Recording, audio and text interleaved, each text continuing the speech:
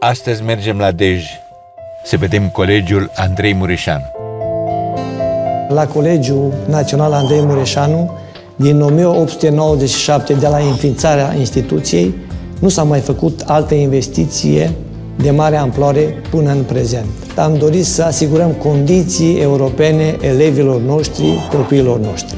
Ne aflăm în biblioteca colegiului. Aici avem colecție de carte rară. Nu știu câte biblioteci se pot lăuda cu așa ceva. Sunt cărți începând din secolul XVI.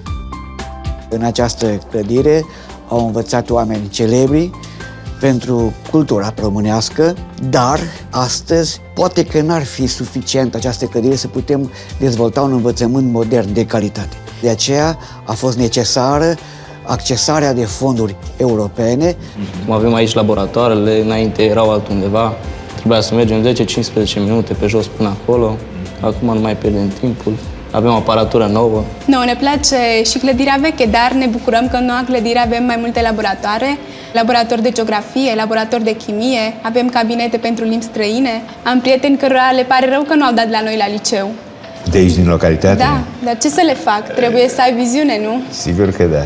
Și în ce a constat această investiție? În reabilitarea clădirii vechi, care are o vechime de peste 117 ani, și construcția unei noi clădiri. Această nouă clădire este compusă din demisol, parter și 2 etaje, iar în cadrul acestei construcții avem 15 săli de clasă, 5 laboratoare, 2 cabinete de limbi străine, cabinet medical, o sală de sport de 450 de metri pătrați, un amfiteatru cu 200 de locuri, o bibliotecă și toate anexele funcționării acestei frumoase instituții de învățământ.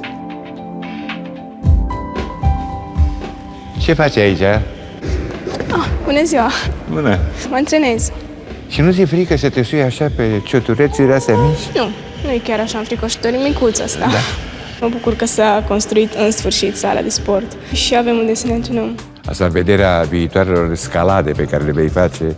Unde? Pe munte? Unde? În cheile Turzii mergem de obicei. Eu cred că aici este vorba de o investiție de suflet. O investiție în învățământ este o investiție în viitorul nostru, o recompensă a rezultatelor elevilor noștri pregătiți de profesorii noștri. Eu sunt împăcat că am reușit să finalizăm această lucrare. Cum spuneau latinii, finis coronat opus. Sfârșitul încurunează opera. Mai avem și alte lucruri de descoperit. Călătoria continuă.